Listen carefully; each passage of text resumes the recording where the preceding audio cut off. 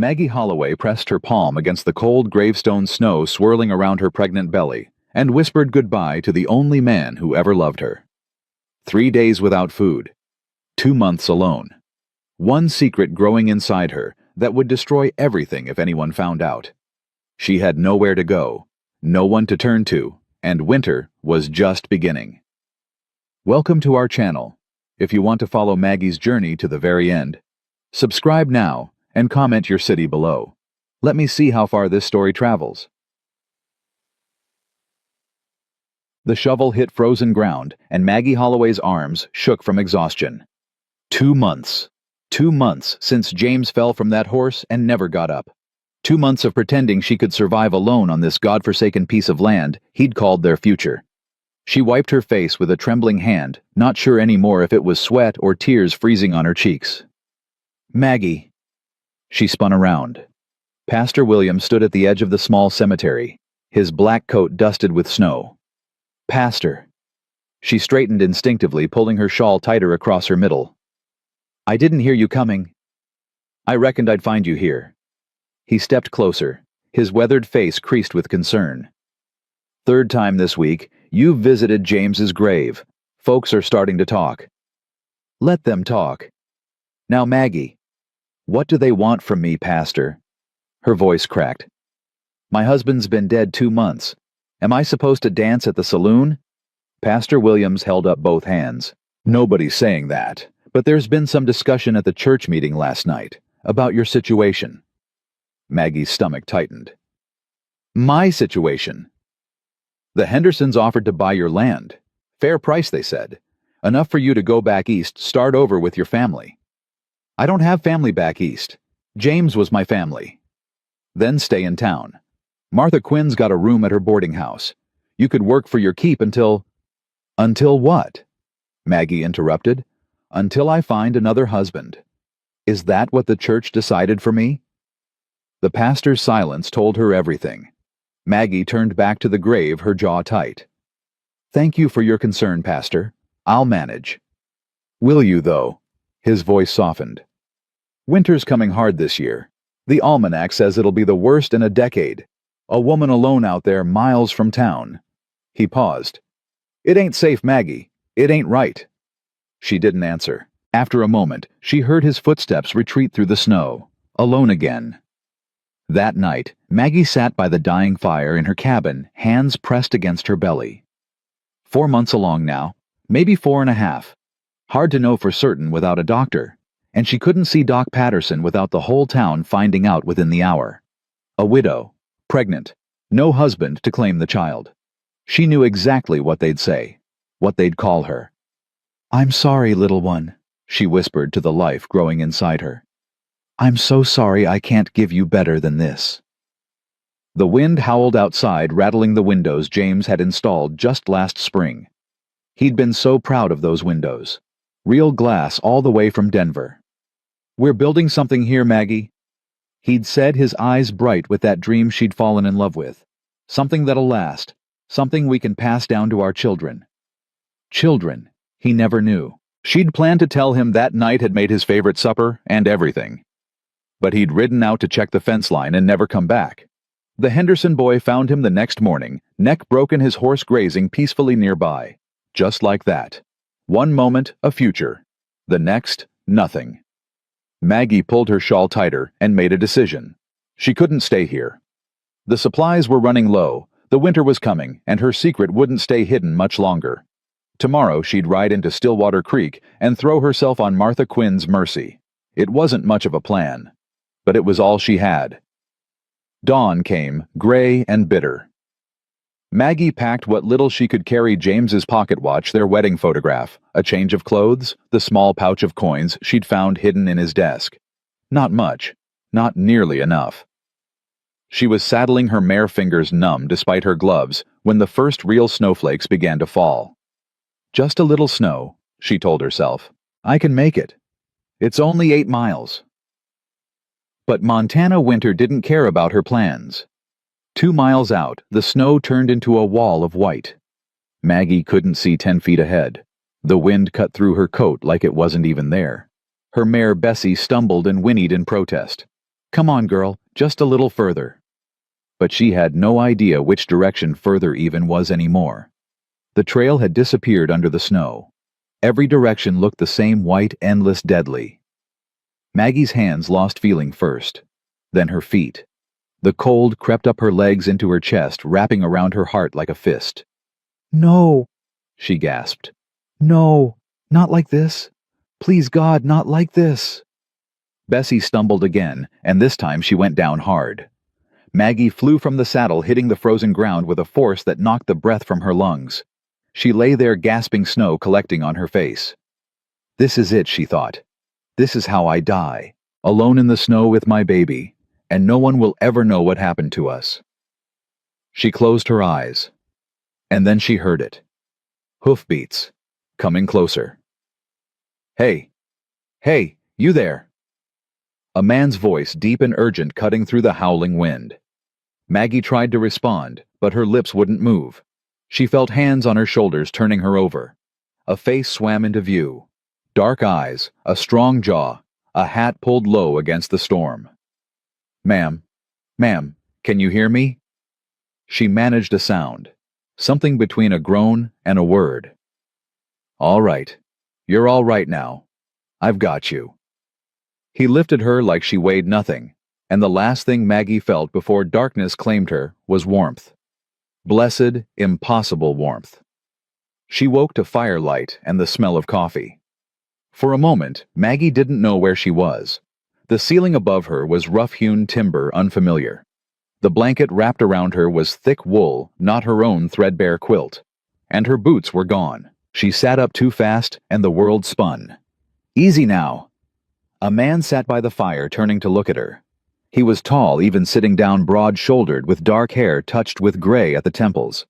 His face was weathered, lined by years of sun and wind, but his eyes were kind, brown and warm like summer earth. "Where am I?" Her voice came out rough, barely more than a whisper. "My cabin, about 3 miles north of where I found you." He rose and crossed to her, holding out a tin cup. "Drink this, it'll warm you up." Maggie accepted the cup with shaking hands, coffee strong and hot. She took a sip and felt life returning to her frozen limbs. "Your horse is in the barn," the man continued, settling into a chair across from her. "She's fine. Little shaken, but no lasting damage. You, on the other hand—" He shook his head. "Another 10 minutes out there, and I'd have been digging 2 graves come spring." 2. The word slipped out before Maggie could stop it. The man's eyes dropped to her midsection, and Maggie realized with horror that her coat had fallen open. Her dress pulled tight across her belly, left nothing to the imagination. She yanked the blanket up, heat flooding her face. "Ma'am." The man's voice was gentle.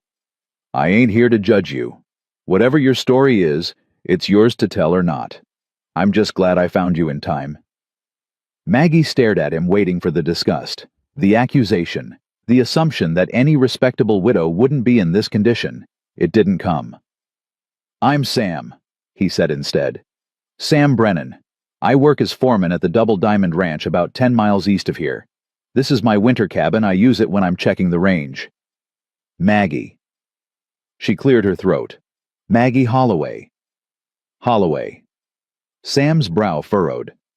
James Holloway's widow. Her chest tightened. "You knew James?" "Knew of him. Good man from what I heard. Worked hard, loved his wife, had big dreams." Sam's expression softened. "I'm sorry for your loss, Mrs. Holloway." The kindness in his voice nearly undid her. Maggie looked down at her coffee, blinking hard. "Thank you." They sat in silence for a moment, the fire crackling between them. "Where were you headed?" Sam asked finally. In that storm, with conditions like they were, must have been something important. Stillwater Creek. Maggie wrapped both hands around the cup, drawing warmth from it. "I was going to find work at the boarding house. My husband's land." She hesitated. "I can't manage it alone, not through winter. Not—" She touched her belly without thinking.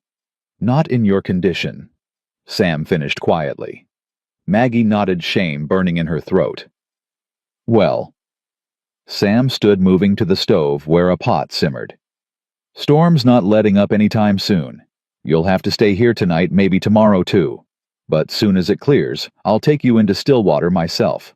Make sure you get there safe. You don't have to do that. No, ma'am. I don't have to. He ladled something into a bowl and brought it to her. Stew rich with meat and vegetables. But I'm going to anyway. Maggie stared at the bowl, then at him. Why? Sam's jaw tightened, and for a moment something flickered in those warm brown eyes. Pain, maybe. Or memory. Because 5 years ago, someone should have helped my wife when she needed it. His voice was rough, and no one did. So now when I see someone in trouble, I help. That's just how it is. He turned away before she could respond, busying himself at the stove. Maggie ate in silence, questions burning on her tongue. Your wife. What happened to her? But she didn't ask. Some stories weren't ready to be told. The storm raged for 2 days. 2 days of shared meals and careful conversation. 2 days of Sam sleeping on the floor while Maggie took his bed despite her protests. 2 days of learning the rhythm of this quiet man who asked nothing of her and expected nothing in return.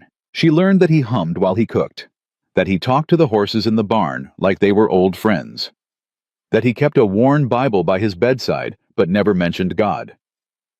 She learned that he'd been a deputy sheriff in Kansas once before something changed him, that he'd been drifting for years before settling at the Double Diamond, that he was 34 years old and had stopped believing in much of anything a long time ago. But you believe in helping strangers, Maggie said on the second night as the wind finally began to die. Sam poked at the fire, not looking at her. I believe in doing what's right, whether it makes a difference or not. That sounds lonely. He was quiet for a long moment. It is. Maggie wanted to reach out to touch his hand to offer some comfort for the grief she could see carved into every line of his face. But she didn't. She barely knew this man. And she had her own grief to carry. Morning of the third day dawned clear and bright, the world transformed into a glittering white landscape. Sam had the horses ready by the time Maggie emerged from the cabin. Road should be passable now, he said, helping her mount. We'll take it slow, but we should make Stillwater by noon. Maggie looked back at the cabin at the place where a stranger had saved her life and asked nothing in return. Sam. He looked up at her, squinting against the sun. Thank you. For everything. Something shifted in his expression. Something almost like hope. Don't thank me yet, Mrs. Holloway. Stillwater Creek ain't the friendliest town for a woman in your situation. You might have a harder road ahead than you think. Maggie straightened in the saddle, one hand resting on her belly. I've survived worse.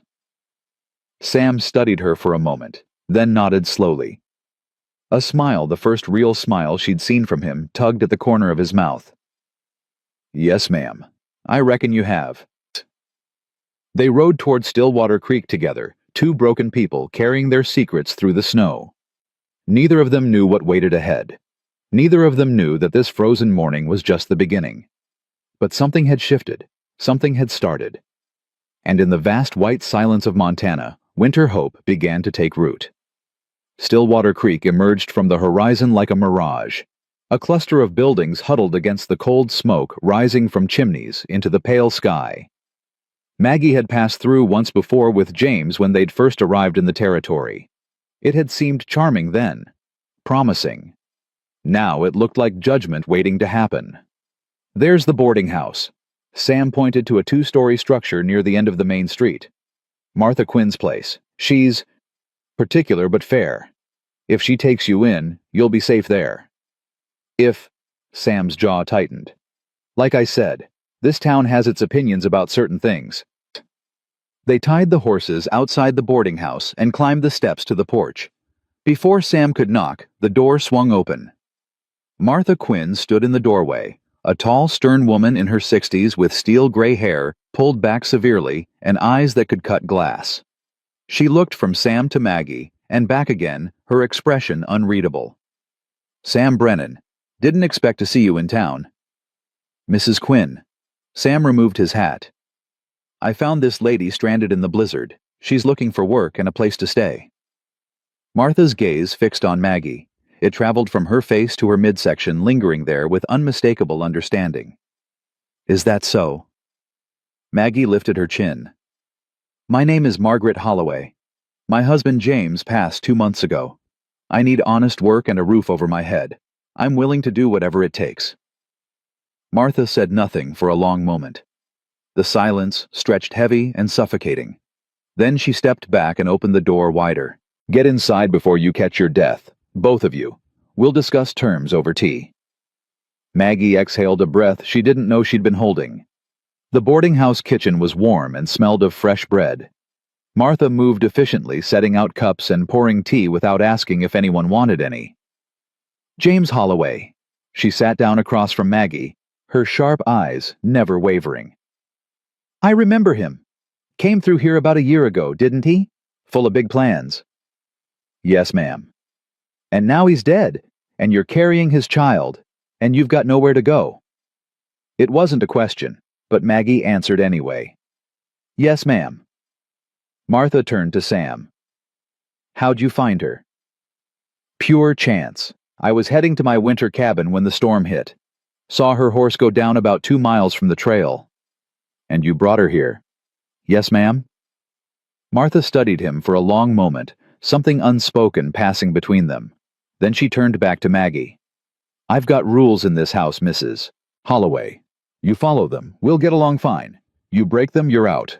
Understood? Understood. I need help in the kitchen and with the cleaning. Room and board plus a small wage. You'll work hard, you'll keep your head down, and you'll stay out of trouble. Martha's voice hardened. And you'll keep that baby quiet when guests are trying to sleep. I run a respectable establishment. I won't cause any problems, Mrs. Quinn. You have my word. Martha held her gaze for another moment.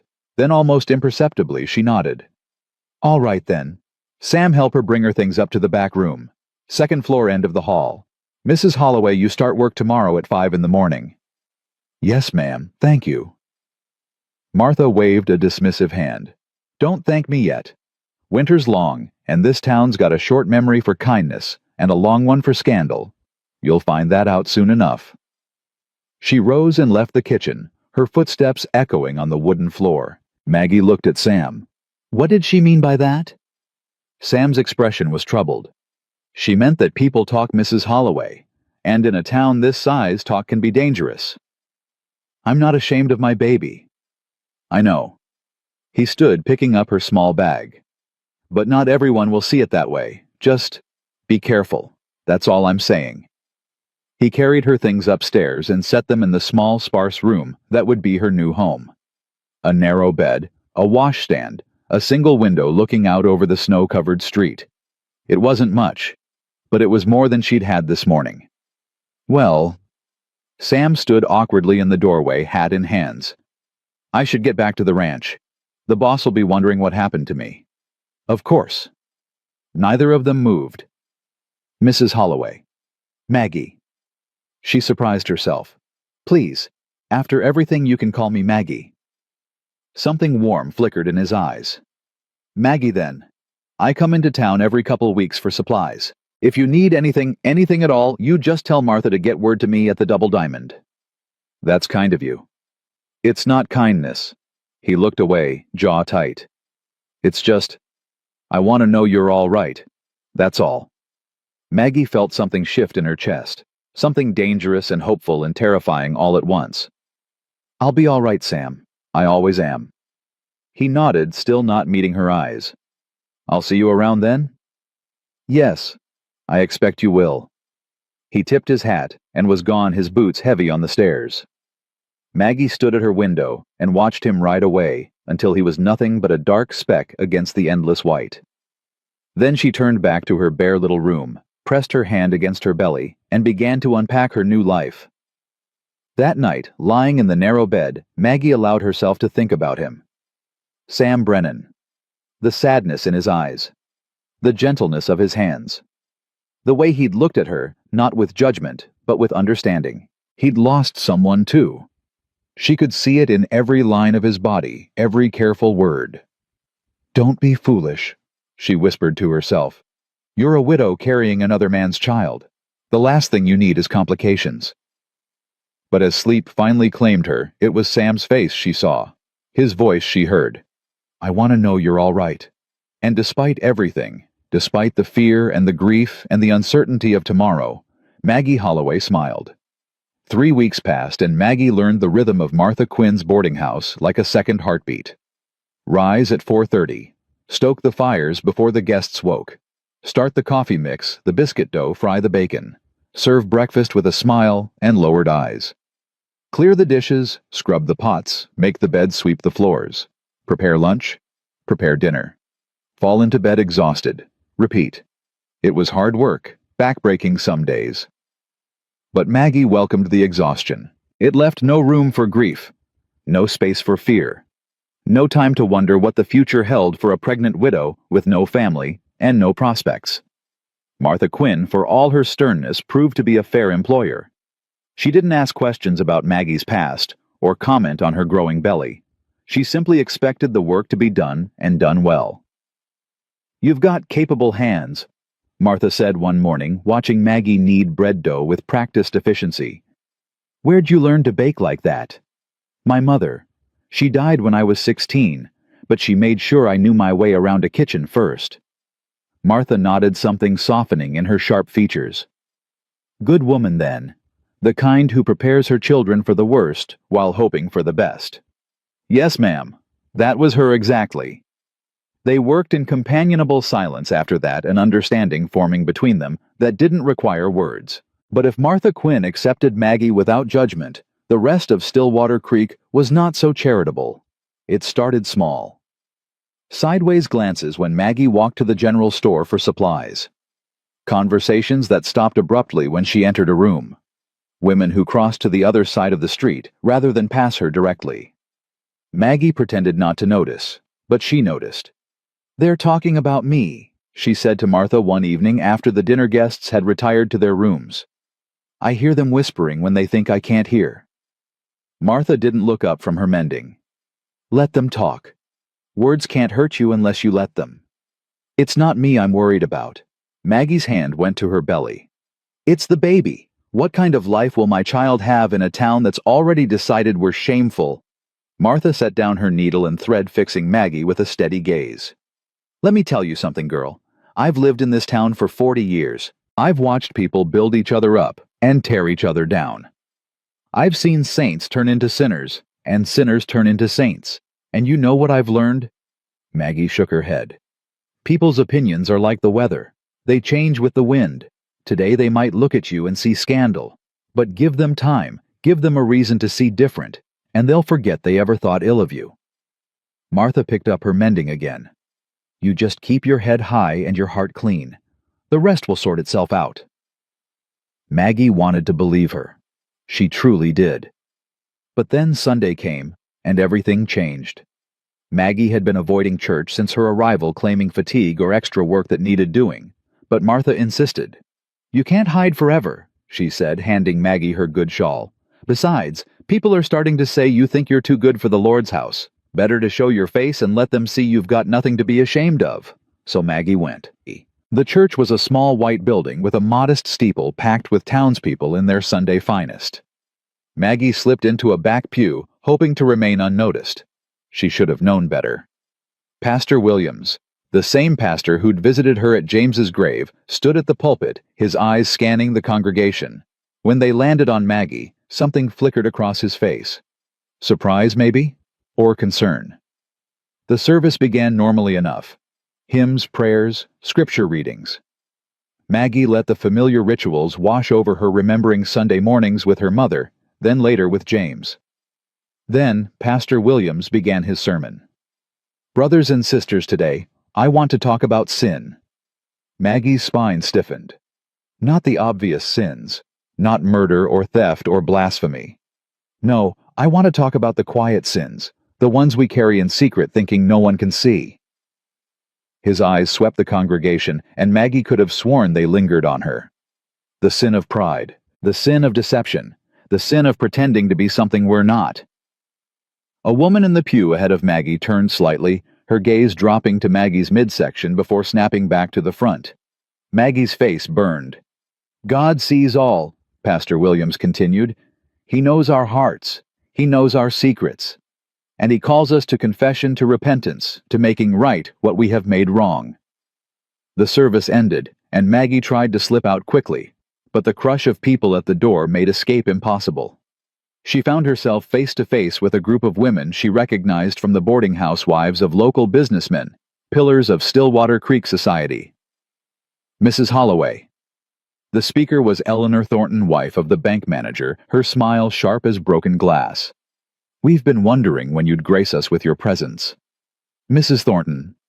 Maggie kept her voice steady. Good morning. You're looking... well. Eleanor's eyes dropped deliberately to Maggie's belly, now unmistakably rounded beneath her dress. Very well indeed. The women around her tittered. Maggie felt heat rise in her cheeks. Excuse me, I need to get back. Of course you do. Eleanor's voice carried loud enough for nearby churchgoers to hear. Though I do wonder, your husband's been gone, 3 months now? 4. And yet you look like you could be 5 months along. Perhaps 6. She tilted her head, feigning confusion. How curious.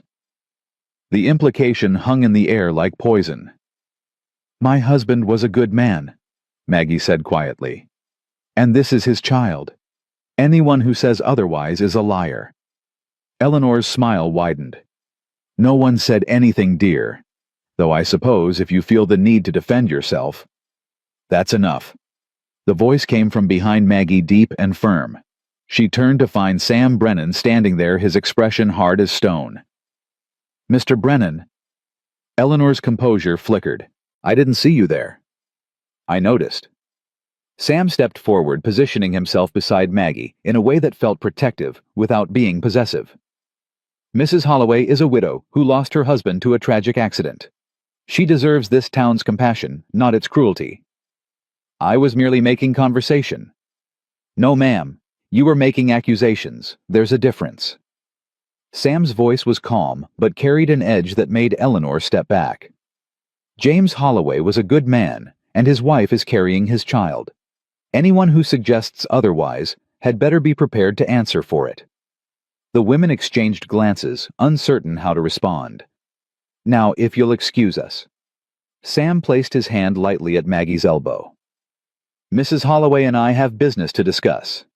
He guided her away from the church, away from the staring eyes, and whispered speculations, not stopping until they reached the relative privacy of the boarding house porch.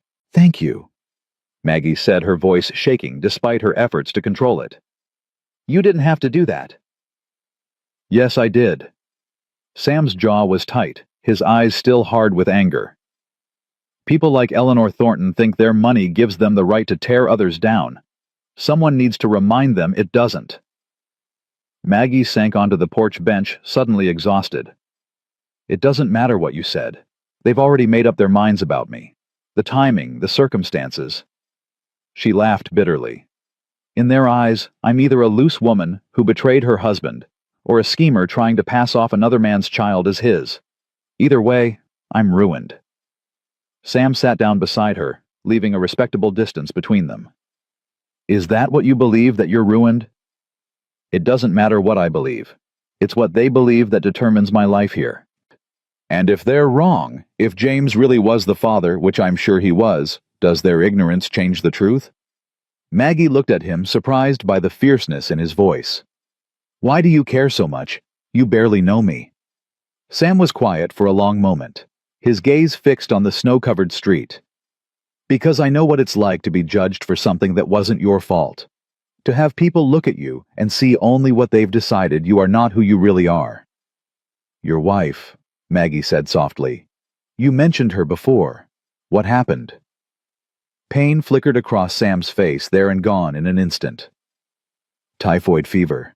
Hit our town hard. Mary and our daughter Rose, they both... He stopped, swallowed. The town doctor said there wasn't nothing anyone could have done, but people talked anyway. Said I should have gotten them to a real hospital in the city. Said I was too proud, too stubborn, too poor to save my own family. Sam, it wasn't true. None of it was true. I did everything I could. But it didn't matter. They'd already decided I was to blame. His voice hardened. I left Kansas 3 days after the funeral. Haven't been back since. Maggie reached out her hand, hovering near his for a moment, before she pulled back. I'm sorry. I shouldn't have asked. No. Sam turned to look at her, his eyes warm despite the grief they held. I'm glad you did. It's been 5 years and I've never told anyone that story. Not the truth of it anyway. He attempted a smile. Guess I figured you of all people would understand. I do. Maggie felt tears prick at her eyes. More than you know. They sat in silence, two wounded people sharing space and understanding on a cold Sunday morning. So what do we do now? Maggie finally asked. How do we survive in a world that's already decided who we are? Sam considered the question. We prove them wrong. Day by day, choice by choice. We show them who we really are until they can't pretend anymore. And if that doesn't work, then at least we'll know we tried. He stood, settling his hat on his head. I should let you get some rest. But I meant what I said, Maggie. You need anything at all, you send word to the Double Diamond. Sam. Maggie stood too, catching his arm before he could descend the steps. Why do you keep coming back? Checking on me. He looked at her hand on his arm, then at her face. Something shifted in his expression, something vulnerable and hopeful and terrifying all at once. Because you're worth checking on, he said simply. And because maybe helping you is helping me too. Gives me something to believe in again. He tipped his hat and was gone, striding down the street toward the livery stable. Maggie watched him go, her heart beating harder than it should have been. Be careful, girl. Martha's voice came from behind her. Maggie turned to find the older woman standing in the doorway, her expression knowing. That man's carrying a weight of grief the size of Montana. You don't want to add to his burden. I know, Maggie said. I'm not looking for anything, Martha. I swear. Maybe not. But the heart has a way of finding what it needs, whether we're looking or not. Martha held the door open. Come inside. You'll catch your death standing out here. Maggie followed her in, but her thoughts stayed on the porch. On Sam's words. On the warmth of his presence beside her. On the dangerous, foolish hope beginning to grow alongside the child in her womb. The weeks that followed were both easier and harder than Maggie expected. Easier because Sam made good on his promise. He came into town every week or so, always finding an excuse to stop by the boarding house. Sometimes it was to bring supplies Martha had ordered. Sometimes it was to check on a loose shingle he'd noticed on the roof. Sometimes it was simply to sit with Maggie on the porch for a few minutes, talking about nothing and everything. Harder because the town's opinion of Maggie showed no signs of improving. If anything, Sam's attention made things worse. The whispers grew louder, the speculation more vicious. They're saying you've bewitched him. Martha reported one morning, her voice matter-of-fact. That you're a Jezebel who seduced your husband's grave dirt barely cold, and now you've set your sights on the next victim. Maggie's hands stilled on the bread dough. That's ridiculous. Of course it is. But since when has that stopped people from talking? Maybe Sam should stop coming around, for both our sakes. Martha snorted. You think that man's going to stop coming just because you tell him to? I've known Sam Brennan for years. He's the stubbornest creature God ever made, second only to his horse. Despite everything, Maggie smiled. He is stubborn. Takes one to know one, Martha said pointedly. The conversation was interrupted by a knock at the back door, an unusual occurrence that made both women freeze. Visitors came through the front. Only delivery men and close friends used the back entrance. Martha wiped her hands on her apron and went to answer it. Maggie heard voices. Martha's sharp tones, and a man's deeper rumble before footsteps approached the kitchen. Maggie. Martha's face was carefully neutral. You have a visitor. The man who entered behind her was well-dressed with a prosperous belly and thinning hair combed carefully across a balding pate. He carried himself with the confidence of money and position, and his smile showed too many teeth. Mrs. Holloway.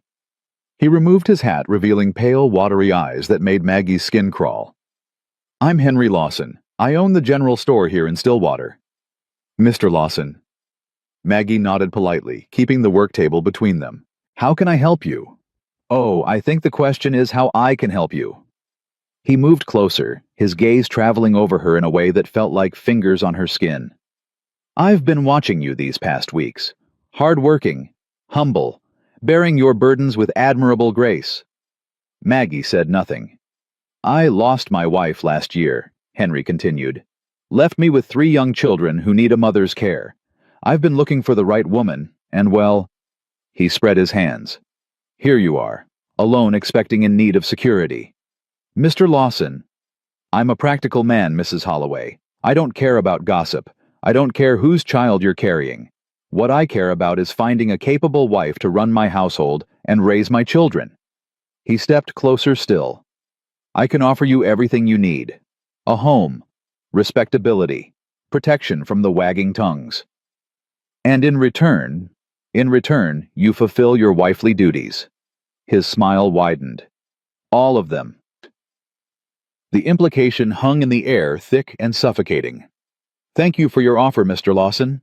Maggie kept her voice steady despite the revulsion churning in her stomach. But I'm not looking for a husband. Are you sure about that? Henry's tone sharpened. Because from where I'm standing, a pregnant widow with no family and no prospects can't afford to be choosy. The boarding house is fine for now, but what happens when the baby comes? When you can't work anymore? When Martha Quinn decides she's tired of the scandal you bring to her door? I'll manage. Will you? He laughed a sound without warmth. Pride is a luxury for women with options, Mrs. Holloway.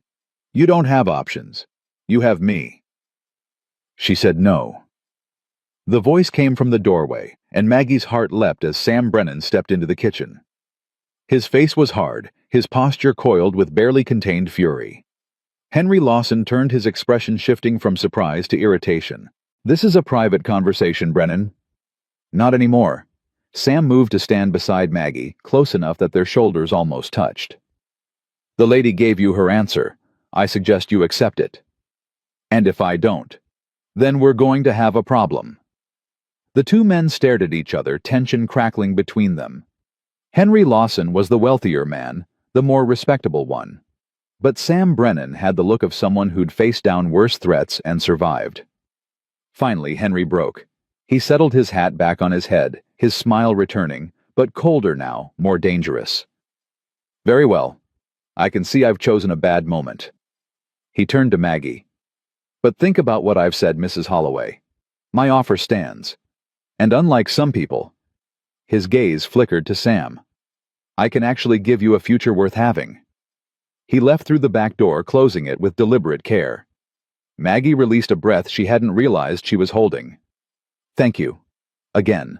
That man's been circling you like a vulture, Sam said darkly. I've seen how he looks at you when you walk to the store. It ain't right. He's not wrong, though. Maggie sank into a chair, suddenly exhausted. About me not having options. About what happens when the baby comes. You've got options. Do I name one? Sam was quiet for a long moment. Then he pulled out a chair and sat across from her, his hat in his hands. The Double Diamond, he said slowly. Old Mr. Garrett, the owner, he's been looking for someone to help his wife with the cooking and housekeeping.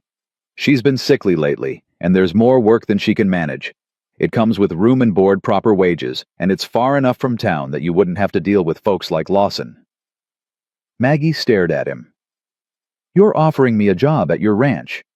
I'm telling you there's a job available. Whether you take it is your choice. He met her eyes. It's honest work, Maggie. No strings attached. And when the baby comes, Mrs. Garrett knows her way around a birthing room. She's delivered half the calves on that ranch and a few human babies besides. Why would she hire me? She doesn't even know me. She knows me, and I told her about you. Sam's cheeks colored slightly. About your situation. She said any woman brave enough to face down a Montana blizzard for her baby's sake is woman enough for the Double Diamond. Maggie felt tears threatening again, a common occurrence these days, whether from pregnancy or emotion she couldn't say. I can't just leave Martha. She took me in when no one else would. Talk to her, Sam said. I'll wait. Maggie found Martha in the front room, sorting linens, with the efficiency of long practice. "I heard," Martha said before Maggie could speak. "These walls are thinner than people think." "Then you know what he's offering." "I do." Martha's hands stilled on the sheets. "And I think you should take it." "Martha, listen to me, girl." Martha turned to face her fully. "I've done what I can for you. But this town isn't going to change its mind, not anytime soon. And Henry Lawson is just the beginning. There'll be others men who see a vulnerable woman and think they can take advantage. Out at the Double Diamond, you'll be protected. Sam Brennan is a good man, whatever else people might say about him." "What do they say about him?" Martha hesitated.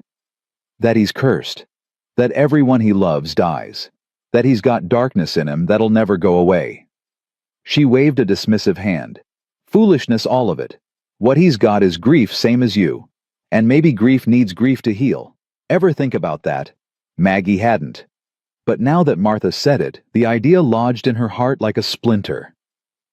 "Go?" Martha said, her voice gentler now. "Take the job. Give yourself and that baby a chance. And for God's sake, let yourself be happy if happiness comes knocking." Maggie embraced her, this stern woman who'd shown her more kindness than she'd ever expected. "Thank you, for everything. Don't thank me. Just name the baby after me if it's a girl." Martha's voice was gruff, but her eyes were suspiciously bright. "Now go, before I change my mind and put you to work scrubbing floors." Maggie went back to the kitchen, where Sam sat waiting, his expression carefully neutral. "I'll take the job," she said. Sam's face broke into a smile. A real smile, the kind that crinkled the corners of his eyes and made him look years younger. "Then let's go home," he said. And despite everything, the uncertainty ahead, the scandal behind the child growing in her womb, Maggie smiled back. Home. It had been a long time since she'd had one of those. Maybe, just maybe, she was about to find it again. The Double Diamond sprawled across the Montana Valley, like a promise kept. Maggie saw it first from the ridge, where Sam pulled his horse to a stop, letting her take it in before they descended. "It's bigger than I expected," she admitted. "Mr. Garrett built it over 30 years, Sam said. "Started with just a cabin and a few head of cattle. Now it's one of the largest spreads in the territory." They rode down together, and Maggie felt something loosen in her chest.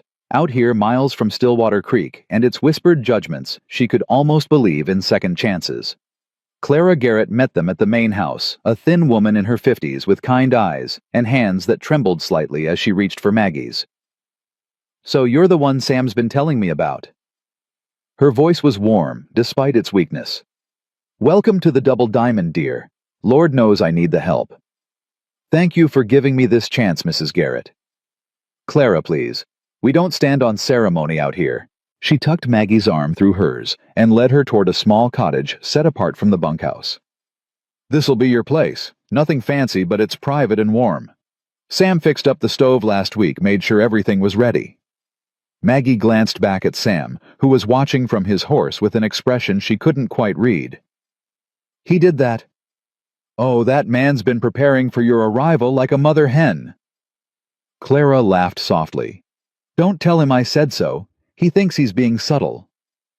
The cottage was small but spotless, with a sturdy bed, a rocking chair by the window, and a kitchen area that had clearly been recently cleaned and stocked. On the table sat a vase of dried wildflowers, a touch so unexpected and tender that Maggie had to blink back tears. "He picked those himself," Clara said quietly. "Rode 3 miles to find them. Said every home needs flowers even in winter." Maggie touched the brittle petals, her heart aching with an emotion she wasn't ready to name. "I'll let you settle in," Clara continued. "Supper's at 6 in the main house, and Maggie—" She paused at the door. "Whatever happened before you came here, it doesn't matter.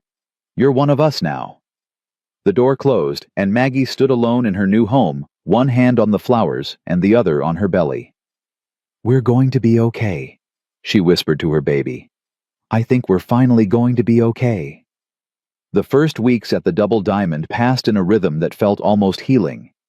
Maggie rose early, helped Clara with breakfast for the ranch hands, then spent her days cooking, cleaning, mending, and doing whatever needed doing. The work was hard, but satisfying in a way her time at the boarding house hadn't been. Here she was needed. Truly needed. Clara's health was worse than Maggie had realized. Some days, the older woman could barely rise from bed, leaving Maggie to manage the household alone. But Clara never complained, and her gratitude for Maggie's help was genuine and constant. "You're a godsend," Clara said one afternoon watching Maggie knead bread dough. "I told Richard that's Mr. Garrett. I told him Sam had finally done something right bringing you here." Maggie smiled. "Sam's been very kind to me." Kind. Clara's eyes twinkled with knowing. "Is that what we're calling it?" Heat rose in Maggie's cheeks. "Mrs. Garrett, Clara, I'm not... Sam and I aren't." "I know, dear. I'm just teasing." But Clara's expression grew serious. "He's a good man, Maggie. Whatever you've heard about him, whatever darkness people say he carries, it's not the whole truth. He's got more love in him than he knows what to do with. He just needs someone to give it to. He had someone, his wife and daughter." "Yes, and losing them nearly killed him." Clara leaned back in her chair, looking suddenly tired. "I remember when he first came to the Double Diamond about 4 years ago. He was like a ghost. Worked himself to the bone, never spoke unless spoken to, flinched every time someone mentioned family or children. Richard wanted to let him go, said he was too troubled, too unpredictable. But I saw something in him, something worth saving." What changed? Time. Patience. Being given a chance to prove he was more than his worst moment. Clara met Maggie's eyes. Sound familiar? It did. More than Maggie wanted to admit. She saw Sam every day, of course. He took his meals with the ranch hands in the main house, always finding a reason to linger after the others had left. Sometimes he helped Maggie with chores that weren't his responsibility, chopping wood, carrying water, fixing things that weren't really broken. They talked during these times. About nothing important at first. The weather, the cattle, Clara's health. But gradually, the conversations deepened. Sam told her about his childhood in Kansas, about his sisters, and his stern father, and the mother who died when he was 12. Maggie told him about Boston, about her dreams of becoming a seamstress, about the day she met James at a church social, and knew within minutes that she would marry him. "You must have loved him very much," Sam said one evening. They were sitting on the porch of Maggie's cottage watching the sun set behind the mountains. "I did." Maggie pulled her shawl tighter. "He was the first person who ever made me feel like I mattered. Like my dreams were worth dreaming." And now? The question hung between them, loaded with implications neither was ready to address. "Now I dream about my baby," Maggie said finally. "About keeping her safe, and giving her a good life. Everything else is just..." She waved a hand vaguely. "Someday. Maybe." Sam nodded slowly. "Her... You think it's a girl?" "I don't know. Just a feeling." Maggie smiled. "James wanted a boy. Said he'd teach him to ride and rope and be a proper rancher. But secretly, I always hoped for a girl." "Girls are good," Sam said quietly. "My Rose was... She was perfect. Smart as a whip, stubborn as her mama. She would have been 7 this year." It was the first time he'd spoken Rose's name since telling Maggie about his past. The intimacy of it made her breath catch. "I'm sorry, Sam. I shouldn't have..." "No." He shook his head. "It's all right. It's good, actually. To say her name again. To remember that she was real." He looked at Maggie, his eyes bright with unshed tears. "For a long time I tried not to think about them at all. Thought if I could just forget, the pain would go away. But it doesn't work that way, does it?" "No," Maggie whispered. "It doesn't."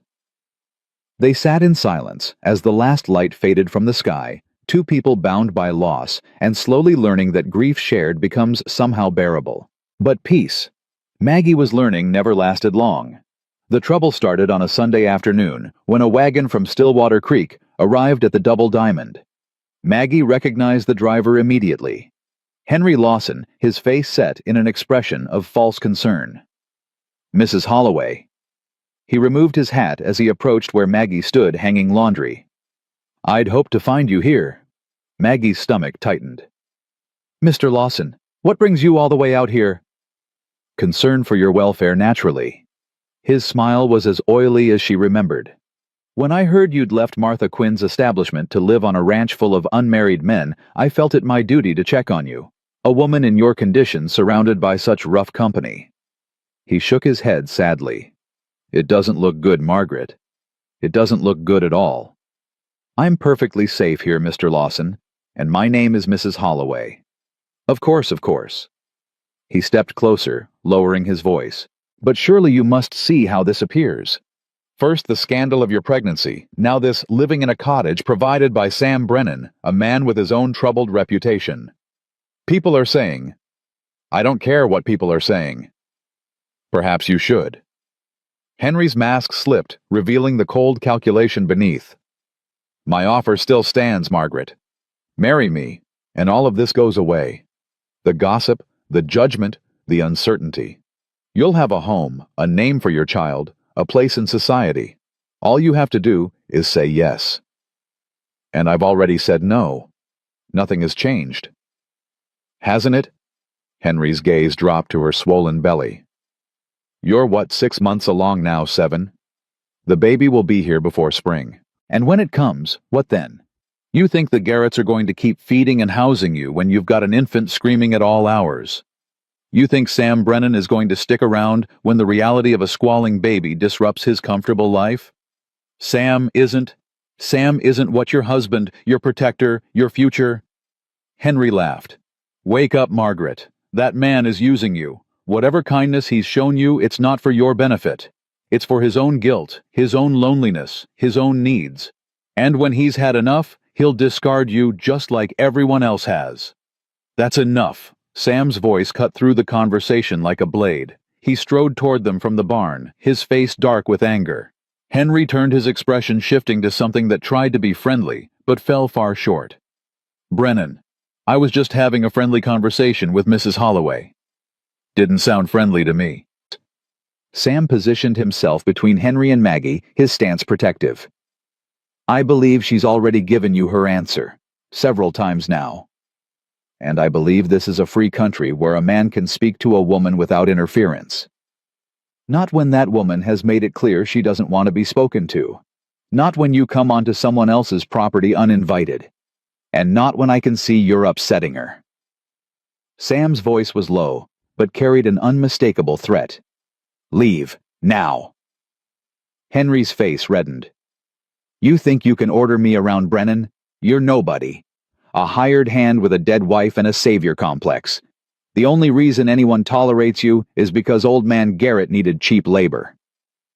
Something dangerous flickered in Sam's eyes. "I said leave." "Or what? You'll hit me. Go ahead. Give me a reason to bring the sheriff into this. Give me a reason to tell everyone in Stillwater Creek that Sam Brennan, the man everyone thought was reformed, is nothing but a violent thug who threatens respectable businessmen." The two men stood inches apart, tension crackling between them like summer lightning. Maggie held her breath, her hand pressed against her belly as if to shield her baby from the conflict.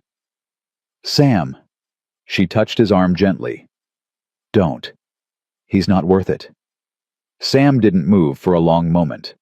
Then slowly he stepped back, his hands unclenched. "Get off this land," he said quietly. "And don't come back." Henry straightened his coat, his composure returning. "This isn't over, Brennan. And Margaret." He turned to her with a smile that made her skin crawl. "When you're ready to be sensible, you know where to find me." He climbed back into his wagon and drove away, leaving dust and unease in his wake. Maggie stood trembling, the encounter having shaken her more than she wanted to admit. "I'm sorry," Sam said, his voice rough. "I shouldn't have let him get to me. I almost—" "You didn't.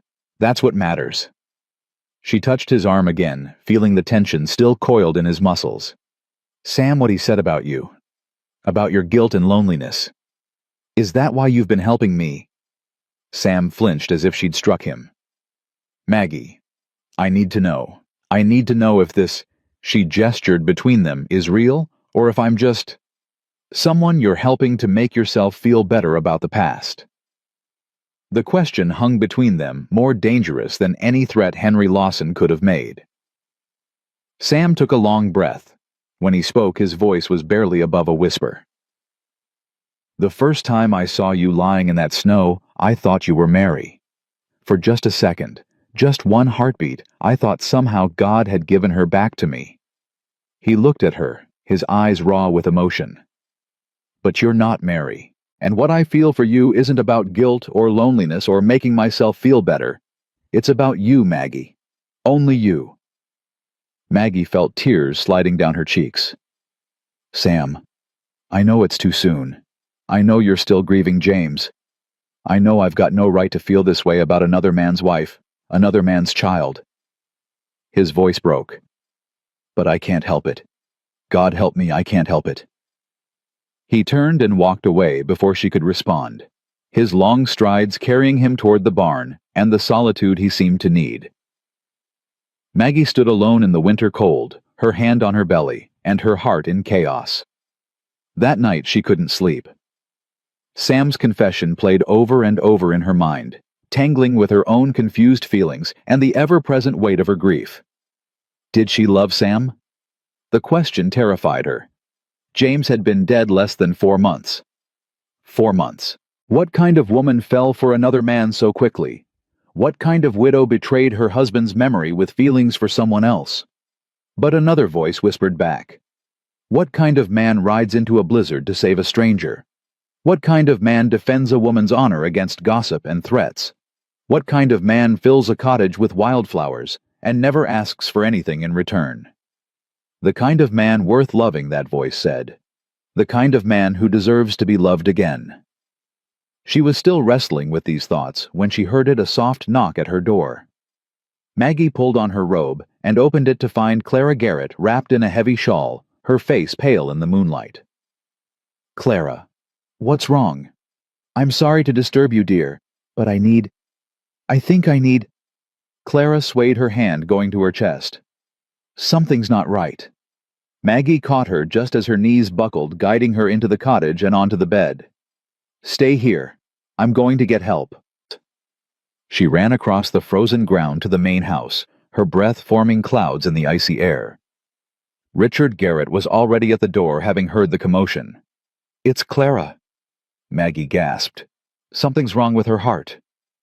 The next hours were a blur of fear and action. Richard sent a rider to fetch the doctor from town, a full day's journey in good weather, longer in winter. Sam appeared, having heard the commotion, and took charge with the calm efficiency of a man who'd faced crisis before. "Keep her warm," he told Maggie. "Talk to her. Don't let her sleep too deeply." Maggie sat by Clara's bedside through the long night, holding the older woman's hand and telling her stories about Boston, about James, about the baby growing inside her. Anything to keep Clara conscious, to keep her fighting. "You're a good girl," Clara whispered near dawn. "Sam chose well.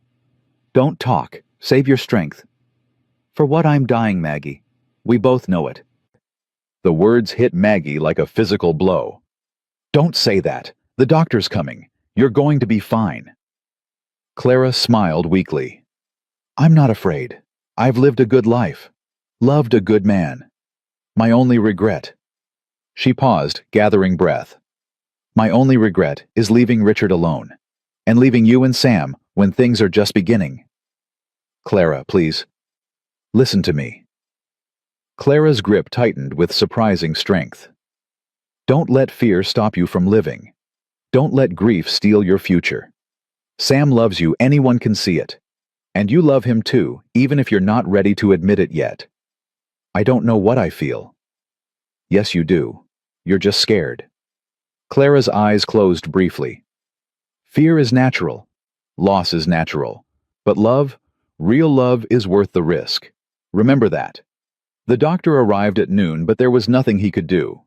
Clara Garrett died peacefully that afternoon, with Richard holding one hand and Maggie holding the other. Sam stood in the doorway, his face a mask of grief that echoed Maggie's own. Another loss. Another goodbye. Another reminder that love was fragile and time was short. Maggie wept as Clara's body was prepared for burial. Wept for this kind woman who'd welcomed her without judgment. Wept for Richard, who'd lost his partner of 30 years. Wept for Sam, who was reliving his own terrible memories. But beneath the grief, something else stirred. Clara's words echoed in her heart, refusing to be silenced. Love is worth the risk. Was it? Could she trust herself to love again, knowing how easily it could be taken away? Could she trust Sam with her broken heart and her unborn child and all the uncertainty of their future? She didn't know. But standing at Clara's graveside 2 days later, watching Sam support Richard through the burial, watching the tenderness with which he handled his grief and the old man's, Maggie felt something shift inside her. Not certainty. Not yet. But the beginning of something that might, with time and courage, become certainty. After the burial, she found Sam standing alone by the corral, staring at nothing. "I'm sorry," she said softly. "I know you cared about her. She was good to me. When I first came here broken and angry and wanting to die, she treated me like a son." His voice was rough. "Now she's gone too. Everyone I care about leaves eventually. Sam, maybe Lawson was right." He turned to face her, his expression bleak. "Maybe all I bring is death and loss. Maybe you should get as far away from me as possible before I curse you too." Maggie stepped closer. "Do you really believe that?" "I don't know what I believe anymore." She reached up and touched his face, feeling the rough stubble beneath her fingers. "I believe Clara was right. I believe love is worth the risk. I believe—" Her voice trembled. "I believe I'm falling in love with you, Sam Brennan, and it terrifies me more than anything I've ever faced." Sam went completely still. "Maggie, I'm not ready for everything. I'm still grieving James, and I have this baby to think about, and the future is so uncertain. But I know what I feel, and I know I don't want to lose you just because I'm too scared to admit it."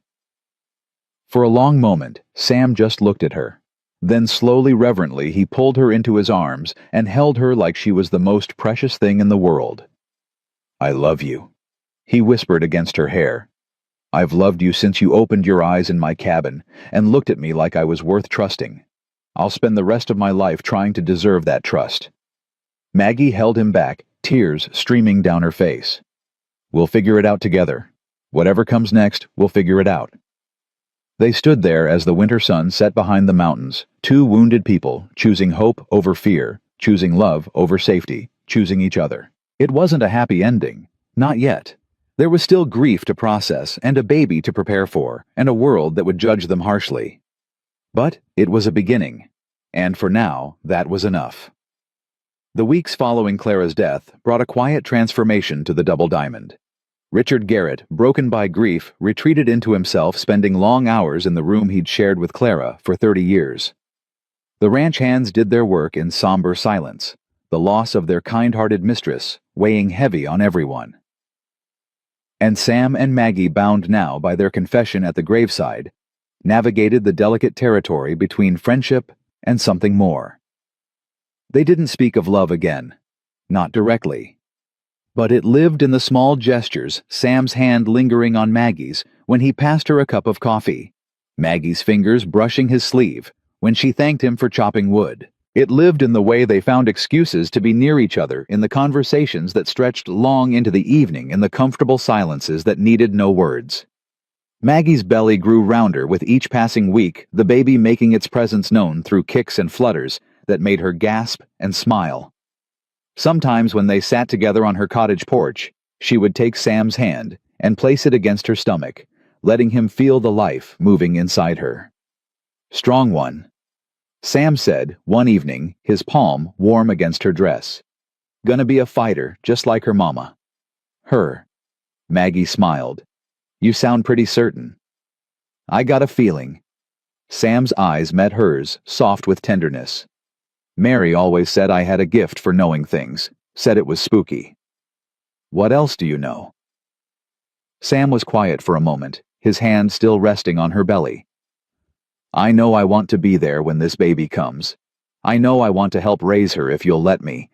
And I know—" He hesitated. "I know I want to marry you, Maggie.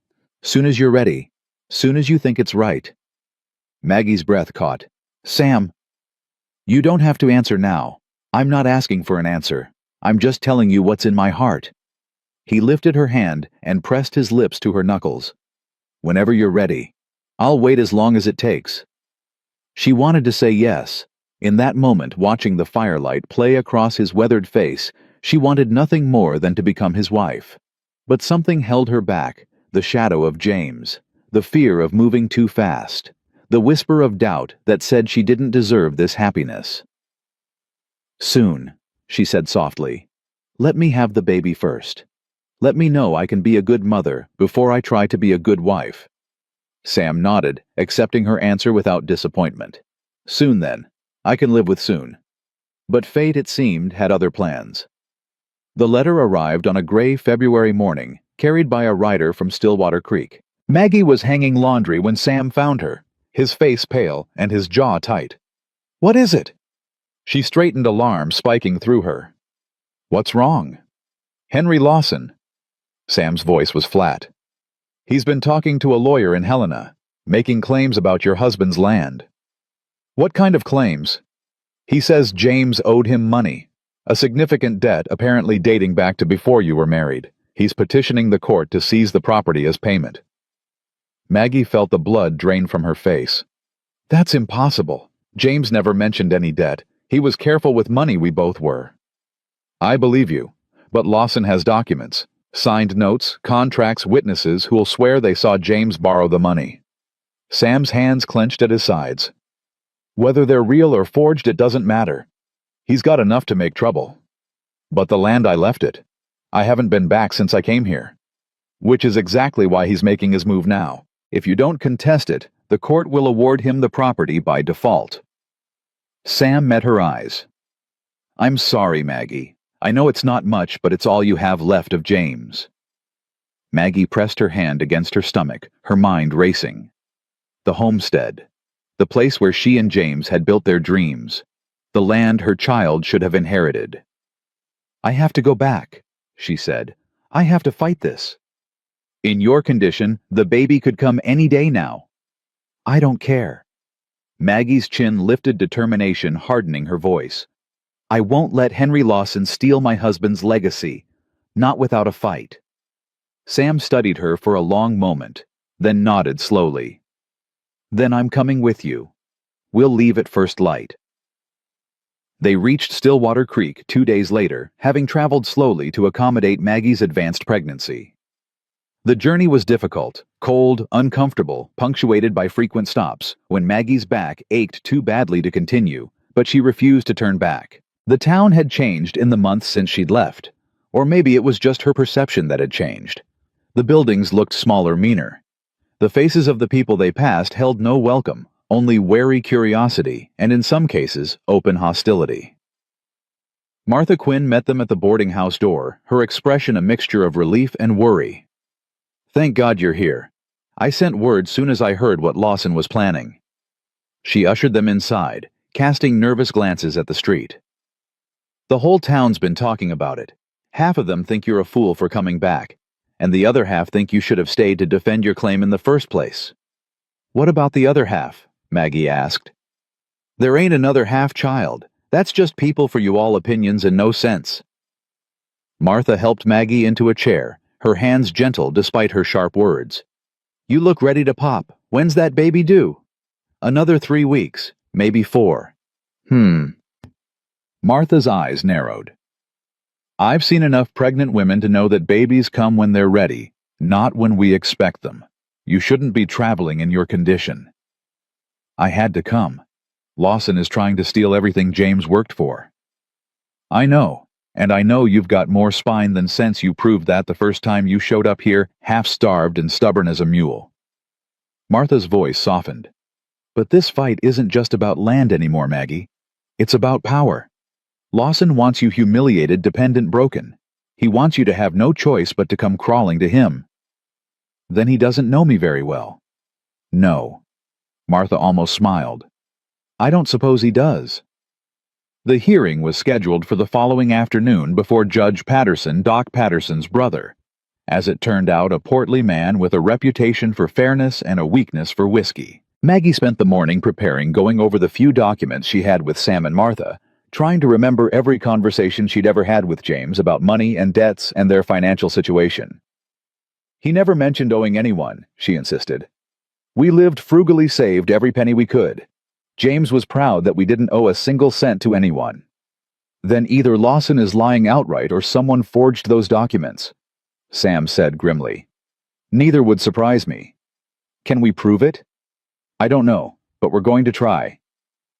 The courthouse was packed when they arrived. Word of the hearing had spread, and half the town had turned out to watch the show.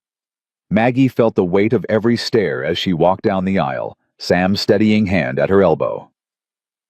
Henry Lawson sat at the plaintiff's table, immaculately dressed, his expression one of barely concealed triumph.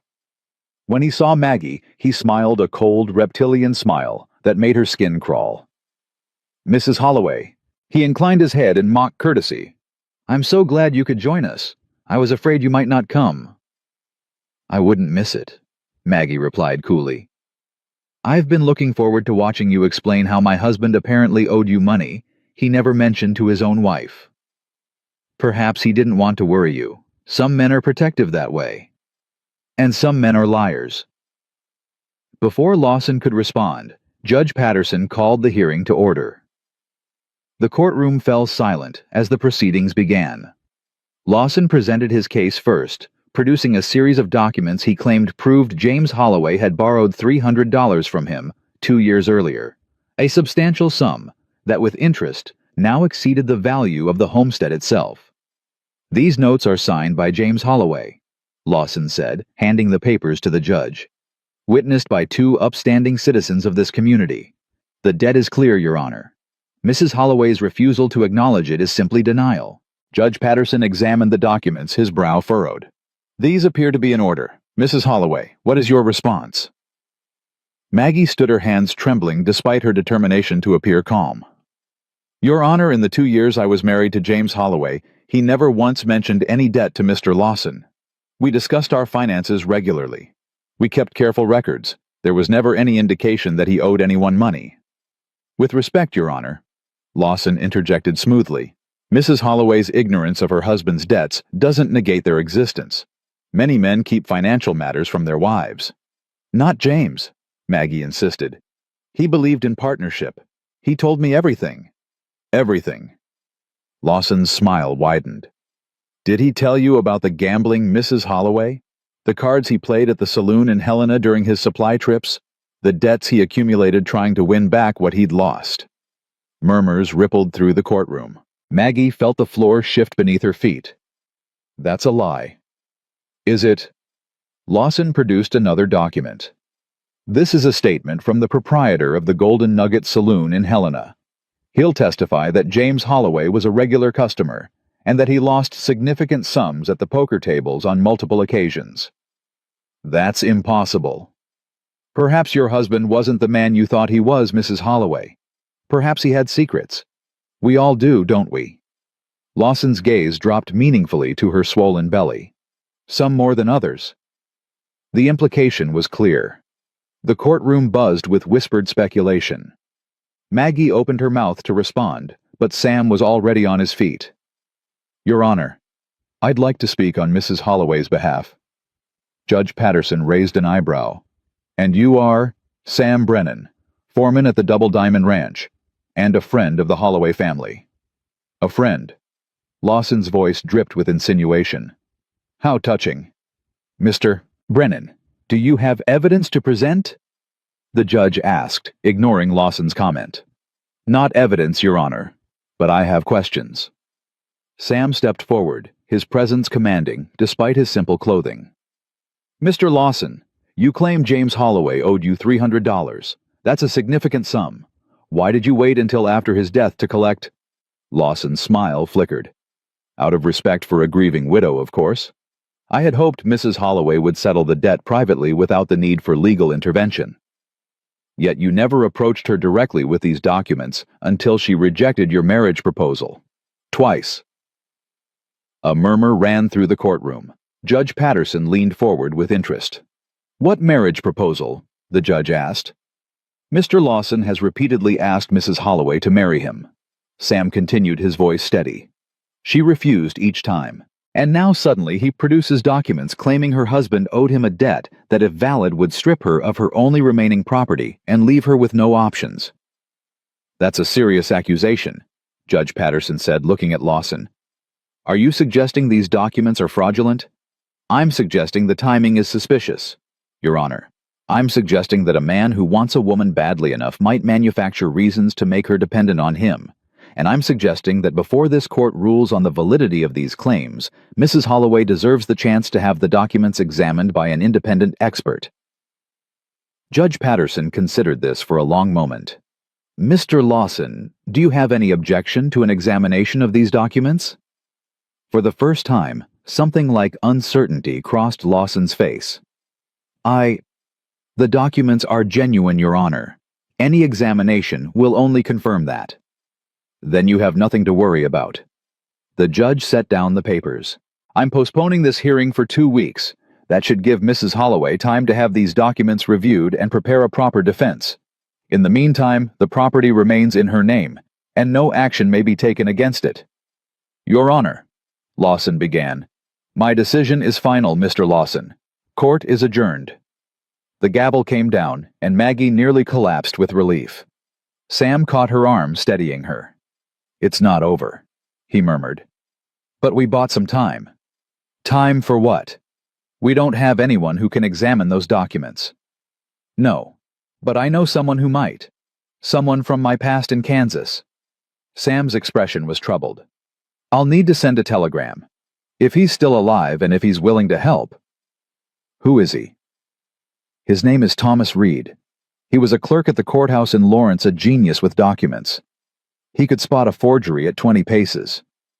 Sam paused. "He was also the one who believed me when I said the typhoid epidemic wasn't my fault, helped clear my name when others were ready to string me up. Why would he come all this way to help us? Because he owes me a favor, and because he hates liars even more than I do." The telegram went out that afternoon. Then there was nothing to do but wait. Maggie moved back into the boarding house, unable to make the long journey back to the Double Diamond in her condition. Sam stayed too, taking a room at the livery stable despite Martha's offers of proper accommodation. "People are talking enough already," he said. "No point giving them more ammunition. Since when do you care what people think?" "I don't. But you're about to have a baby in a town that's already decided it hates you. The last thing you need is more scandal." The days passed slowly, each one heavier than the last.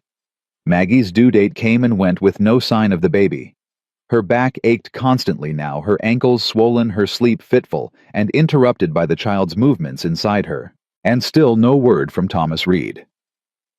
"What if he doesn't come?" Maggie asked Sam one evening, sitting on the boarding house porch as the sun set over Stillwater Creek. "What if he's dead or gone, or just doesn't want to get involved? Then we'll find another way." Sam's hand covered hers. "I won't let Lawson win Maggie, I promise you that. Some promises can't be kept. You know that better than anyone." "I do." He turned to look at her, his eyes soft with something that might have been sorrow, or might have been hope. "But this one I intend to keep. For you. For the baby. For us." "Us." Maggie repeated the word, tasting it. "Is there an us, Sam, really, with everything that's happened? Everything that might still happen? There's always been an us." Sam raised her hand to his lips. "From the moment I pulled you out of that snowbank, there's been an us. I just didn't know it yet." Maggie felt tears prick at her eyes. "I'm scared, Sam. I'm scared of losing everything. The land, my reputation, my chance at happiness. I'm scared of bringing a baby into a world that doesn't want us." "The world wants you." Sam's voice was fierce. "Maybe this town doesn't see it yet, but the world needs people like you, Maggie. Strong people, brave people, people who keep fighting even when everything seems hopeless." He cupped her face in his hands. "And that baby is going to be born into a world with a mother who loves her more than anything. That's all that matters. Everything else we'll figure out together." Maggie closed her eyes, leaning into his touch. "I love you," she whispered. "I should have said it before now. I should have said it every day since Clara's funeral. I love you, Sam Brennan. And whatever happens next, I want to face it with you." Sam's breath caught. "Say it again. I love you." He kissed her, then gentle and reverent, as if she were something precious and fragile. When he pulled back, his eyes were shining. "When this is over," he said hoarsely, "I'm going to marry you. Not because you need me, not because you're in trouble, but because I can't imagine my life without you in it. Is that understood?" Maggie smiled through her tears. "Understood." They sat together in the fading light, hands intertwined, hearts full of hope, despite the uncertainty ahead. And for one perfect moment, the world outside, with its gossip and grudges and legal battles, faded away, leaving only two people who had found in each other the courage to love again. But the moment couldn't last. 3 days later, Maggie woke in the middle of the night to a gush of warm fluid and a pain that seized her entire body. "Sam!" She gasped his name, though she knew he couldn't hear her from the livery stable. "Sam!" Martha burst through the door moments later, summoned by Maggie's cries. One look was all she needed. "The baby's coming. Hold on, child. I'll fetch the doctor." "Wait." Another contraction gripped Maggie, stealing her breath. "Get Sam, please. I need Sam." Martha hesitated only a moment before nodding. "I'll send someone. You just keep breathing. Everything's going to be fine." But as another wave of pain crashed over her, Maggie wasn't sure she believed it. The baby was early, the timing was wrong, and somewhere out there, Henry Lawson was plotting her ruin. She closed her eyes and prayed for her child, for Sam, for a future that suddenly seemed more fragile than ever. The night was going to be long, and by morning everything would change. The pain came in waves, each one stronger than the last. Maggie gripped the bedsheets until her knuckles turned white, her body caught in a battle she couldn't control. "Breathe, child." Martha pressed a cool cloth to her forehead. "Doc Patterson's on his way. Just keep breathing." "Sam," Maggie gasped between contractions. "Where's Sam?" "He's coming. The boy I sent will find him." Another wave crashed over her and Maggie cried out. This was different from what she'd expected, fiercer, more consuming. Her whole world narrowed to the pain and the primal need to push. "Not yet," Martha warned. "Wait for the doctor. The baby's not ready." "The baby?" Maggie's voice broke. "Something's wrong. I can feel it." The door burst open, and Sam rushed in, his hair wild, his shirt untucked. He crossed the room in 3 strides and took Maggie's hand, his face pale with fear. "I'm here. I'm right here." "Sam." She clung to him like he was the only solid thing in a world gone liquid with pain. "I'm scared." "I know. But you're the strongest person I've ever met, Maggie Holloway. You survived a blizzard, you stood up to this whole damn town, you fought for your husband's land. You can do this." He kissed her forehead. "And I'll be right here the whole time." Doc Patterson arrived 20 minutes later, his medical bag in hand, and his expression grim. He examined Maggie quickly, his experienced hands moving with practiced efficiency. "The baby's breech," he announced. "Turned around wrong. We're going to have to work together to get this little one out safely." Maggie felt terror grip her heart. "Is the baby going to be all right?" "If we do this right, yes. But I need you to trust me, Mrs. Holloway. I need you to do exactly what I say when I say it. Can you do that?" "Yes." She squeezed Sam's hand. "Yes, I can do that." What followed was the longest night of Maggie's life. Hours of pushing and resting, of pain so intense she thought she might die from it, of Doc Patterson's calm voice guiding her through each contraction. Sam never left her side, holding her hand, wiping her brow, murmuring words of encouragement when her strength flagged. "I can't," she sobbed at one point. "I can't do this anymore." "Yes, you can." Sam's voice was fierce. "You're almost there, Maggie. Just a little more." "I'm so tired." "I know, but think about the baby. Think about holding her in your arms. Think about the life we're going to build together." His eyes burned into hers. "You can do this. I believe in you."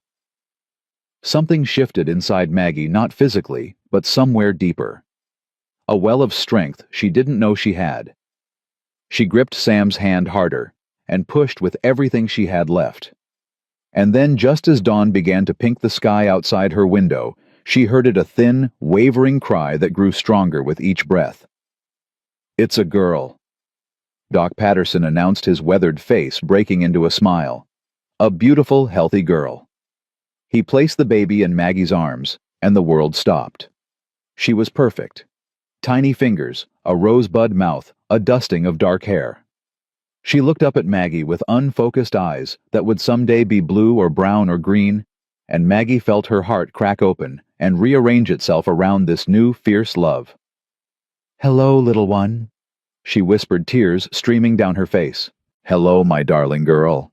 Sam leaned over them both, his own eyes wet. "She's beautiful, just like her mama." "Would you like to hold her?" Sam hesitated, something flickering in his expression, fear, longing, hope. "Are you sure?" "I'm sure." She placed the baby in his arms, watching as this strong, scarred man cradled her daughter with infinite gentleness. His hands trembled slightly, but his touch was sure. "Hey there, sweetheart," he murmured. "Welcome to the world. I'm hoping to be your pa someday if your mama will have me." Maggie laughed through her tears. "I think she will." Sam looked up, his eyes shining. Yeah. He leaned down and kissed her, gentle, reverent, full of promise.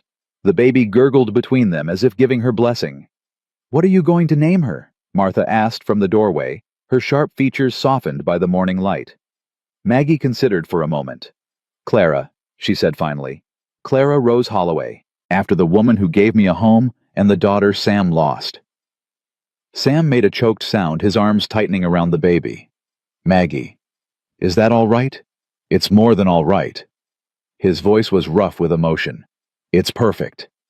Clara Rose Holloway, born at dawn on a February morning, her first breath a declaration of hope in a world that had given her mother every reason to despair. The days that followed were a haze of feeding and sleeping, and the overwhelming, terrifying, beautiful reality of new motherhood. Sam stayed close, helping in every way he could, holding Clara, while Maggie rested, fetching supplies from the general store, standing guard against the whispers and stares of a town still eager to judge. But even in the fog of exhaustion and new baby joy, Maggie couldn't forget what was coming. The hearing, the documents, the threat that Henry Lawson still posed to everything she'd fought for. A week after Clara's birth, the answer arrived in the form of a telegram. Sam found Maggie nursing the baby and handed her the paper, his expression unreadable. "Thomas Reed. He's coming. Should arrive on tomorrow's stage. He agreed to help. More than that, he says he's already found something. Something that might change everything." Hope flickered in Maggie's chest, dangerous, fragile hope. What did he find? He didn't say. Just that we should be ready for the hearing and that he's bringing proof. The next 24 hours passed agonizingly slowly. Maggie tried to focus on Clara, on Sam, on the quiet moments of peace that had become her refuge. But her mind kept circling back to the hearing, to Lawson, to the uncertain future that hung over them all. Thomas Reed arrived on the afternoon stage, a slight, bespectacled man in his 40s, with sharp eyes and ink-stained fingers. He greeted Sam with a firm handshake, and Maggie with a courteous nod. "Mrs. Holloway, I've heard a great deal about you. I'm sorry we're meeting under these circumstances." "Mr. Reed, I can't thank you enough for coming all this way." "Don't thank me yet." He set his leather satchel on Martha's kitchen table and began withdrawing documents. "I've spent the past week examining the papers Mr. Lawson submitted to the court, the signatures, the dates, the paper itself, and I can tell you without hesitation that they're forgeries. Good ones, but forgeries nonetheless." Maggie's heart leaped. "Can you prove it?" "I can do better than that." Thomas's eyes gleamed with something like satisfaction. "I can prove who made them." The hearing reconvened 3 days later, the courtroom even more crowded than before. Word had spread about the mysterious expert from Kansas, and the town had turned out in force to see what would happen. Henry Lawson sat at his table, his confidence seemingly intact. But Maggie noticed the way his eyes kept darting to Thomas Reed. He was nervous. Good. Judge Patterson called the court to order and turned to Maggie's side of the room. "Mrs. Holloway, I understand you have new evidence to present. Yes, Your Honor. Maggie stood Clara sleeping peacefully in Martha's arms at the back of the courtroom. I'd like to call Mr. Thomas Reed as a witness. Thomas approached the stand, was sworn in, and began his testimony with the precision of a man who'd spent his life studying documents and their secrets. The papers Mr. Lawson submitted as proof of James Holloway's debt contained several irregularities. He began producing the forged documents and spreading them on a table before the judge. First, the ink used for the signatures is of a different composition than the ink used for the body of the text. This suggests they were written at different times, possibly months apart. That proves nothing, Lawson interjected. People use different pens. Perhaps, but there's more. Thomas produced a magnifying glass and pointed to specific areas of the documents. The signatures purporting to be James Holloway's contained subtle inconsistencies. The pressure, the angle, the spacing between letters all suggest these were traced from a genuine signature rather than written naturally. Speculation, Lawson snapped. Let him finish, Judge Patterson ordered. Thomas nodded. Most damning of all is the paper itself. These documents are supposedly 2 years old, yes, but the paper they're written on wasn't manufactured until 18 months ago. I've traced the watermark to a mill in Chicago that only began production in the spring of 1882. A murmur rippled through the courtroom. That's impossible, Lawson said, his voice rising. Those documents are genuine. I watched James Holloway sign them myself.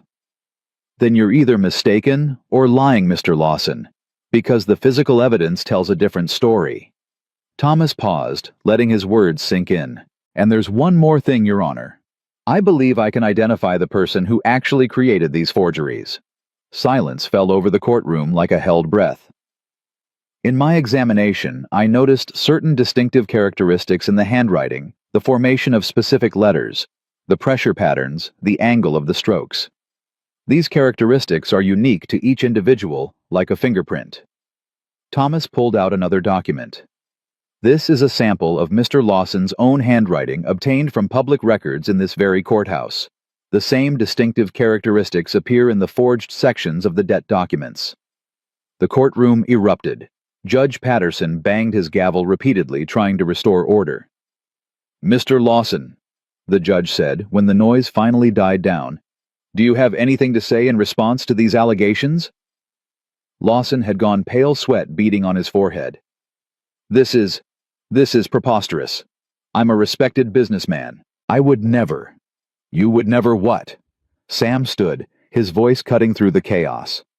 Never forge documents to steal a widow's land. Never harass a pregnant woman into marrying you. Never destroy a good man's reputation to satisfy your own greed. Sit down, Mr. Brennan, Judge Patterson warned. With respect, Your Honor, I've sat down long enough. This entire town has sat down while Henry Lawson preyed on a woman who had no one to protect her, while he spread lies and rumors and made her life a living hell. Sam's voice shook with fury. James Holloway was a good man. His widow is a good woman, and their daughter deserves to inherit her father's land without a snake like Lawson trying to steal it from her. That's enough. Lawson surged to his feet, his composure finally cracking. You think you're so righteous, Brennan? You think anyone's fooled by this noble Protector Act? Everyone knows why you're really helping her. Everyone knows what you want. What I want is justice, Sam said quietly. Something you wouldn't recognize if it bit you. You want her land. You want her money. I want to marry her. Sam's voice carried across the silent courtroom. I want to spend the rest of my life with her and help raise her daughter. Not because of money or land, but because I love her. And that's something you could never understand, Lawson, because you don't know how to love anything except yourself. Maggie felt tears streaming down her face. She rose from her seat, ignoring the stares and whispers. It's true, she said, her voice clear, despite her emotion. Sam Brennan asked me to marry him, and I said yes. Not because I needed saving, but because he saw me when no one else did. Because he stood by me when this whole town turned its back. Because he's a good man, a better man than you could ever hope to be. Henry Lawson. Judge Patterson banged his gavel one final time. Order. I will have order in this courtroom.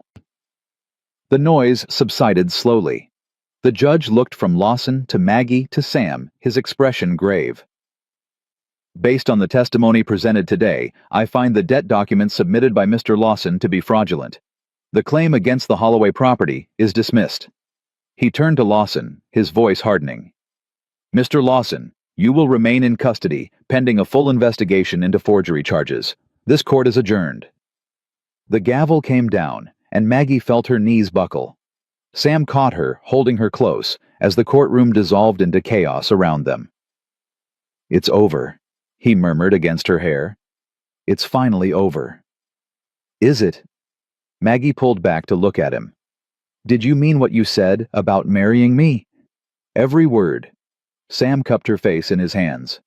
Margaret Holloway, will you do me the honor of becoming my wife? Not today, not even tomorrow, but whenever you're ready. Maggie laughed through her tears. I'm ready now. I've been ready since you kissed me at Clara's grave. Sam kissed her, then right there in the courtroom in front of God and the judge and half of Stillwater Creek.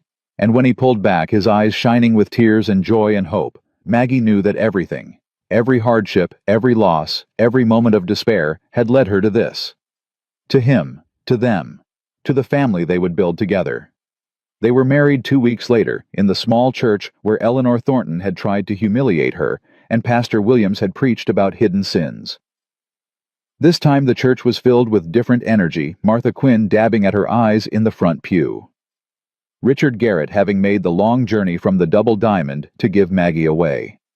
Thomas Reed standing as Sam's best man. Clara, dressed in a tiny white gown Martha had sewn for the occasion, slept peacefully through the entire ceremony, waking only to gurgle contentedly as the pastor pronounced her mother and Sam husband and wife. I now present to you Mr. and Mrs. Samuel Brennan.